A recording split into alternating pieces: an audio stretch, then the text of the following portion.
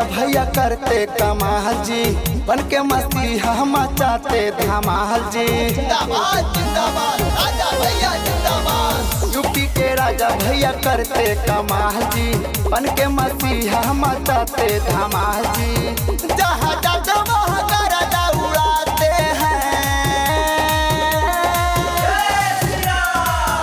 ये तो कलयुग में राम कहलाते हैं, ये तो कलयुग में राम कहलाते हैं, ये तो कलयुग में राम कहलाते हैं, ये तो कलयुग में राम कहलाते हैं। जिंदाबाद जिंदाबाद अनुराग सिंह जिंदाबाद जिंदाबाद जिंदाबाद जंग बहादुर जिंदाबाद जिंदाबाद जिंदाबाद अनुराग सिंह जिंदाबाद जिंदाबाद जिंदाबाद जंग बहादुर जिंदाबाद जिंदाबाद जिंदाबाद।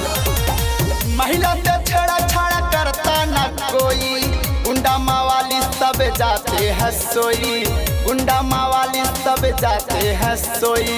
जिंदाबाद जिंदाबाद राजा भैया जिंदाबाद।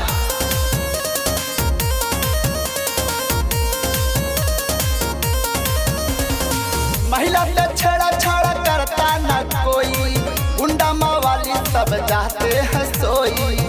आजाद भैया आजादी दे जाते हैं। ये तो कलयुग के राम कहलाते हैं, ये तो कलयुग में राम कहलाते हैं, ये तो कलयुग में राम कहलाते हैं, ये तो कलयुग में राम कहलाते हैं। जिंदाबाद जिंदाबाद अनुराग सिंह जिंदाबाद जिंदाबाद जिंदाबाद जंग बहादुर जिंदाबाद जिंदाबाद जिंदाबाद अनुराग सिंह जिंदाबाद जिंदाबाद जिंदाबाद जंग बहादुर जिंदाबाद जिंदाबाद जिंदाबाद। रघुराज प्रताप सिंह नितनवा है यारी, अच्छे प्रताप सिंह सब पे है भारी, अच्छे प्रताप सिंह सब पे है भारी। जिंदाबाद जिंदाबाद राजा भैया जिंदाबाद।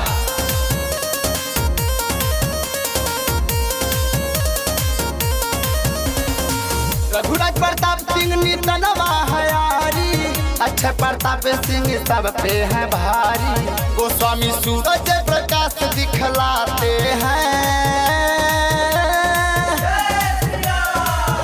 ये तो कलयुग के राम कहलाते हैं, ये तो कलयुग में राम कहलाते हैं, ये तो कलयुग में राम कहलाते हैं, ये तो कलयुग में राम कहलाते हैं।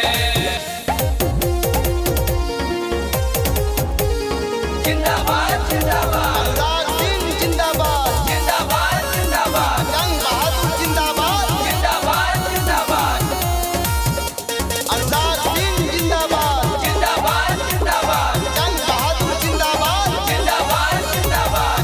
जिला प्रतापगढ़ कुंडा है नामी, भदरी रियासत राजा की कहानी, भदरी रियासत राजा की कहानी, भदरी रियासत राजा की कहानी। जिंदाबाद जिंदाबाद राजा भैया जिंदाबाद। जिला प्रतापगढ़ कुंडा है नामी, भदरी रियासत राजा की कहानी। आजमगढ़ी आखिर से लिख जाते हैं।